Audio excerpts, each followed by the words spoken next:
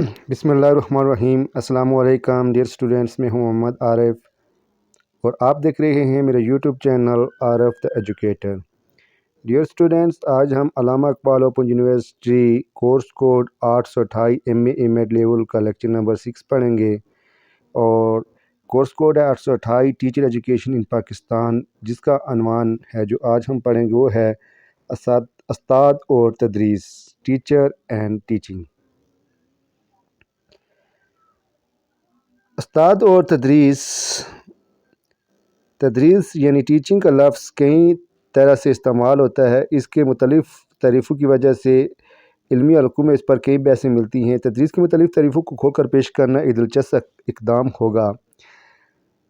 یہاں پر ہم تدریس کے صحیح مفہوم کو واضح کریں گے، نیز ان تصورات پر روشنی ڈالیں گے جن کی وجہ سے تدریس کا تصور ابہام کا شکار ہوا۔ عام طور پر ٹیچنگ کا لفظ 3 طرح سے استعمال ہوتا ہے۔ اس کا پہلا استعمال کسی علم یا نظریے کی تعلیم یا تبلیغ کے لیے ہوتا ہے۔ اس سلسلے میں اسلامی تعلیمات یا تبلیغ اسلام کی مثال دی جاتی ہے، جس میں اسلامی نظریات اور عقائد کی تبلیغ کی جاتی ہے۔ ٹیچنگ یا تدریس کا دوسرا استعمال تدریس کے پیشے سے متعلق ہے۔ اس پیشے میں فرد دوسروں کو تعلیم دیتا ہے اور ان کی تربیت کرتا ہے، جبکہ ٹریننگ کا تیسرا استعمال دوسروں کی کسی شے کے بارے میں علم عطا کرنے کے لیے ہوتا ہے۔ عام طور پر یہ معمول اسکولوں میں پائے جاتے ہیں۔ سب سے پہلے جو اس کا پہلا پوائنٹ ہے، اس کے بعد جو دوسرا پوائنٹ ہم دیکھیں گے وہ یہ ہے کہ ٹیچنگ کی تعریف کیا ہے۔ یہاں پر ہم ٹیچنگ کے تیسرے استعمال پر توجہ مرکوز رکھیں گے۔ اس حوالے سے تدریس ٹیچنگ کی تعریف یوں کی جا سکتی ہے۔ اب دیکھتے ہیں کہ استاد اور تدریس، ٹیچر اینڈ ٹیچنگ کیا ہے۔ اس کے بعد جو اس کی تعریف ہے وہ اس طرح سے ہے کہ تدریس ایک ایسا انتظام اور خوش اسلوبی سے آراستہ کی گئی صورتحال ہے جس میں ایک ایسا خلا یا رکاوٹ موجود ہوتی ہے جس پر فرد قابو پانا چاہتا ہے، اور ایسے کرتے ہوئے وہ سیکھتا ہے کہ تدریس ایک ایسا مخلصانہ اور قریبی تعلق ہے جس کو پختہ شخص یا کم پختہ شخص کے درمیان قائم ہوتا ہے۔ اس تعلق کے تحت قبل الذکر بعد الذکر کو تعلیم دیتا ہے۔ اسکول میں ایک سے دوسرے شخص کو علم کی منتقلی تدریس کہلاتی ہے۔ تدریس معلمی کو ایسی سرگرمی تصور کہا جاتا ہے جس کا مقصد تعلیم میں کامیابی ہے، اور اسے ایسے انجام دیا جاتا ہے جس میں آزادانہ فیصلوں کے لیے طلباء کو عقلی ذہانت اور صلاحیت کا بھرپور احترام موجود ہوتا ہے۔ یہ وصف خوبی 2 وجوہات کی بنا پر ضروری ہے۔ پہلی وجہ یہ ہے کہ اس سے تدریس کی داخلی نوعیت ابھر کر سامنے آتی ہے۔ حقیقت یہ ہے کہ تدریسی اہداف پر مبنی ایک نمایاں سرگرمی ہے۔ یہ استاد کی جانب سے انجام دیے گئے کرداری درد یا جانی اقدامات کا محض ایک طے شدہ تسلسل نہیں، جبکہ دوسری وجہ یہ ہے کہ اسے تدریس کا دوسری سرگرمیوں جیسا کہ پروپیگنڈا کرنا، تجویز دینا اور تعارف کروانا وغیرہ سے فرق واضح ہوتا ہے۔ تدریس میں بھی شخص کو تبدیل کیا جاتا ہے، لیکن نظریہ مسئلہ پر فرد کے فیصلے کے ماحول ہونے سے گریز کیا جاتا ہے۔ تعلیم اسلامی تناظر میں اسلامی فکر میں تدریس تعلیم کا نظام بنیادی جز ہے۔ تدریس کے بغیر علم اور عمل کے بغیر اسلام مکمل نہیں ہو سکتا۔ ایک اچھا مسلمان بننے کے لیے علم کا ہونا ضروری ہے، اس لیے بعمل افراد کا یہ ایک مقدس فریضہ ہے کہ علم کو پھیلائے۔ ایک استاد یا معلم کا عمل کا مخزن ہوتا ہے۔ یاد رہے کہ محمد صلی اللہ علیہ وسلم نے فرمایا، بے شک مجھے معلم بنا کر بھیجا گیا ہے۔ آپ صلی اللہ علیہ وسلم کے ہر دور کے معلم ہیں۔ آپ صلی اللہ علیہ وسلم نے لوگوں کو قرآن اور اس کے موجودہ حکمت اور دانائی سکھائی اور لوگوں کو پاکیزہ بنایا۔ اللہ تعالیٰ نے جب اپنے پیغمبر کو صاف اور الہامی کتاب دی تو ان سے عہد لیا کہ وہ انہیں چھپائیں گے نہیں بلکہ اس کو آگے پھیلائیں گے، یعنی علم اور تدریس پر فرض تھی۔ اسلامی تناظر میں دیکھا جائے تو اس تدریس یا معلمی ایک پیغمبرانہ پیشہ ہے، یہ ایک مقدس فریضہ ہے۔ معلم روایات کا مطالعہ کیا جائے تو ہمیں استاد کے لیے بے انتہا احترام نظر آتا ہے۔ حقیقت میں تدریس کو عبادت کا درجہ دیا جاتا ہے، تاکہ جب مسلمان کمزور تھے تب بھی علم کی دولت رکھنے والے افراد کی یہ ذمہ داری تھی کہ وہ کچھ وقت دوسروں کو سکھانے پر صرف کریں۔ قرآن و حدیث میں تدریس کا مقام، معلم اور معلمی کی اسلامی فکر میں انتہائی مرکزی اور مقدس حیثیت حاصل ہے۔ خود اللہ تعالیٰ نے قرآن مجید میں پاک محمد صلی اللہ علیہ وسلم کو محلم قرار دیا۔ ارشاد باری تعالیٰ ہے، در حقیقت اہل ایمان پر تو اللہ تعالیٰ نے یہ بہت بڑا احسان کیا ہے کہ ان کے درمیان خود انہی میں سے ایک ایسا پیغمبر اٹھایا جو ان کی آیات انہیں سناتا ہے، ان کی زندگی کو پاکیزہ بناتا ہے، ان کی کتاب اور دانائی کی تعلیم دیتا ہے، حالانکہ اس سے پہلے یہی لوگ صریح گمراہیوں میں پڑے ہوئے تھے۔ یہ جو آیت کا ترجمہ، یہ آل عمران 164 آیت ہے، اس کا ترجمہ ہے، وہی ہے جس نے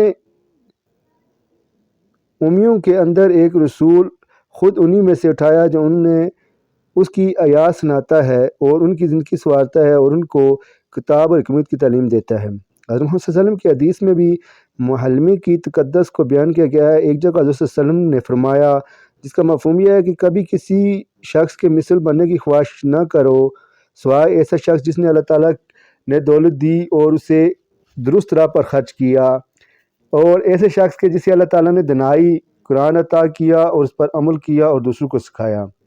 ترمذی شریف کی ایک اور حدیث جس کا مفہوم یہ ہے کہ میری حیات میں ہی ضروری عقائد اور قرآن سیکھ لو اور دوسروں کو سکھاؤ۔ ایک اور جگہ حضرت صلی اللہ علیہ وسلم نے فرمایا کہ بے شک مجھے معلم بنا کر بھیجا گیا ہے۔ ایک اور حدیث میں حضرت صلی اللہ علیہ وسلم نے اس طرح بیان کیا جس کا مفہوم یہ ہے کہ میرے بعد تم میں سب سے زیادہ کریم النفس شخص وہ ہوگا جو علم حاصل کرے گا اور دوسروں تک پھیلائے گا۔ پھر حضرت محمد صلی اللہ علیہ وسلم نے انسانیت کے عظیم معلم تھے۔ یہ ان کی تعلیمات کی کمال ہے کہ عرب کے صحراؤں میں عظیم انقلابی تحریک اٹھی اور عرب کے بدو عالم دین بن گئے۔ تدریس مسلم مفکرین کی نظر میں، اب جو تدریس ہے اس کو ہم اسلامی جو مسلم مفکر ہیں ان کی نظر میں دیکھتے ہیں وہ کیا اس کے بارے میں بیان کرتے ہیں۔ اسلامی فکر میں استاد کے مقام کی وجہ سے ہی معروف مجاہد حسن البنا نے محلم بننے کی خواہش ظاہر کی۔ انہیں یقین تھا کہ وہ اسی سے مصر کی نئی نسل پر زندگی کو حقیقی مقصد واضح کر سکتے ہیں۔ بعد ازاں وہ عملی طور پر پرائمری اسکول کے استاد بنے اور اپنے فرائض حسن انداز میں انجام دیے۔ اس سلسلے میں انہوں نے اپنی پوری زندگی وقف کر دی۔ مسلم محلم بنیادی طور پر مبلغ ہوتا ہے۔ اس کی یہ ذمہ داری ہے کہ وہ اسلامی عقائد، ثقافت، فکر، اقدار کو مناسب انداز میں نئی نسل تک پہنچائے۔ اسلام میں تعلیم اور تبلیغ کے ساتھ ساتھ جاری رہتی ہے۔ علامہ اقبال فرماتے ہیں کہ معلم کا کام طلباء کو مخصوص علم دے کر محض زندگی کو فروغ دینا نہیں بلکہ ایک استاد اپنے طالب علم کا مثالی نمونہ ہوتا ہے، وہ پوری تعلیمی عمل کی کنجی ہے۔ معلم ایک ایسا شخص ہونا چاہیے جو اپنے عمل سے طلباء کا احترام کا درس دے، انہیں تعلیم سے مفہوم سے اخذ کرے اور ان کا معاشرے کے ساتھ تعلق قائم کرے۔ امام ابو حنیفہ فرماتے ہیں کہ استاد باپ کی مانند ہوتا ہے جو کہ بچوں کی نفسیات کو بخوبی سمجھتا ہے اور ان کے ساتھ محبت و شفقت کا سلوک کرتا ہے۔ امام غزالی کے نزدیک ٹیچر کی خصوصیات کیا ہیں؟ امام غزالی نے استاد کی مندرجہ ذیل خصوصیات بیان کی ہیں۔ ٹیچر طلباء کے احسانات کو سمجھتا ہے، ان کے ساتھ اپنے بچوں کی طرح سلوک کرتا ہے۔ استاد کی بچے کے حقیقی باپ سے زیادہ ذمہ داری ہوتی ہے جس کے لیے وہ عمر بعد جواب دہ ہوتا ہے۔ استاد کو حضرت محمد صلی اللہ علیہ وسلم کے نقش قدم پر چلتے ہوئے تعلیم دینے کا کوئی معاوضہ نہیں طلب کرنا چاہیے بلکہ اللہ سے انعام کی امید لگانی چاہیے۔ استاد کو اپنے طالب علم کے ساتھ مکمل ایمانداری کا مظاہرہ کرنا چاہیے اور اس وقت تک طلباء کی تدریس کی ذمہ داری نہیں سونپنی چاہیے جب تک وہ انہیں اپنے ہم ذمہ داریوں کے لیے تیار نہ کر لے۔ استاد کو چاہیے کہ طلباء کو نصیحت سے نوازے اور غلط کام پر ڈانٹ ڈپٹ کرے، لیکن سرنش اتنی بھی زیادہ نہیں ہونی چاہیے کہ استاد اور طالب علم میں احترام کا رشتہ ہی ختم ہو جائے۔ استاد کو طالب علم کے سامنے کسی اور استاد پر تنقید نہیں کرنی چاہیے اور طلباء کو مضمون میں اس انداز میں پڑھانا چاہیے کہ جس سے ان کی دیگر مضمون میں دلچسپی پیدا ہو۔ استاد کو طلباء کو سبق سکھاتے ہوئے ان کی ذہنی استعداد کو ضرور ذہن میں رکھنا چاہیے، کیونکہ پیغمبر اسلام حضرت محمد صلی اللہ علیہ وسلم فرماتے ہیں کہ جب کوئی فرد لوگوں کو ایسی بات بتاتا ہے جو ان کی سمجھ میں نہیں آتی تو ان کے لیے بہت بڑی مصیبت بن جاتی ہے۔ ٹیچر جن تعلیمات کو عام کر رہا ہے اسے ان پر خود بھی عمل کرنا چاہیے اور لوگوں کی تعلیمات تبھی متاثر ہوں گے جب ان کے سامنے عملی نمونہ موجود ہو۔ قاضی ابن جمع اور ٹیچر کی خصوصیات۔ قاضی ابن جمع کے بقول استاد کو چاہیے کہ تلاوت قرآن کو اپنا معمول بنائے اور قرآن کا جو حصہ حفظ کر لے اسے بلانے سے بچے، قرآن حکیم کے اسرار اور معارف پر غور فرماتا رہے، لوگوں سے خندہ پیشانی سے ملے، غریبوں سے حسن سلوک کرے، اہل حاجت کی مدد کرے، حسد، غرور اور نفاذ سے متعلق کار جیسی اخلاقی کو اپنے دل میں جگہ نہ دے، اختلاف رائے، مناظرے یا جھگڑے کی صورت میں انصاف کا دامن نہ چھوڑے۔ سید سلمان ندوی فرماتے ہیں یا ان کا ارشاد ہے، سید ندوی فرماتے ہیں کہ استاد کو چاہیے کہ تمام مضامین اسلامی تناظر میں پڑھائی اور تدریس کے لیے روایتی اور جدید تکنیکوں کو ملا کر استعمال کرے۔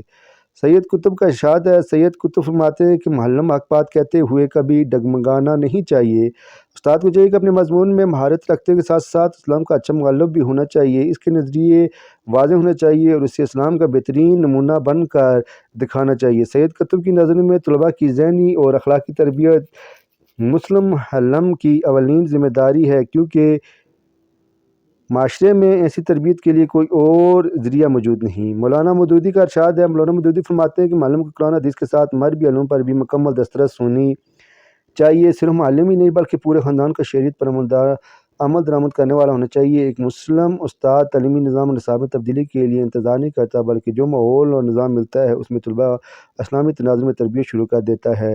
یہ سب تبھی ممکن ہے جب وہ خود ایک سچا مسلمان۔ ڈیئر اسٹوڈنٹس، یہ تھا آج کا ہمارا لیکچر جو اختتام پذیر ہوا۔ امید کرتا ہوں کہ یہ لیکچر آپ کے لیے فائدہ مند ثابت ہوگا اگر آپ نے اسے شروع سے لے کر آخر تک دیکھا ہے۔ تو یہاں اپنے ڈیئر اسٹوڈنٹس ایک ریکویسٹ کہ میرے چینل کو لائک، سبسکرائب اور شیئر کیجیے اپنی فرینڈ اینڈ فیملی کے ساتھ، اور بیل آئیکن کو ضرور پریس کیجیے تاکہ میری آنے والی ہر ویڈیو سب سے پہلے آپ تک پہنچے۔ وما توفیقی الا باللہ۔ السلام علیکم۔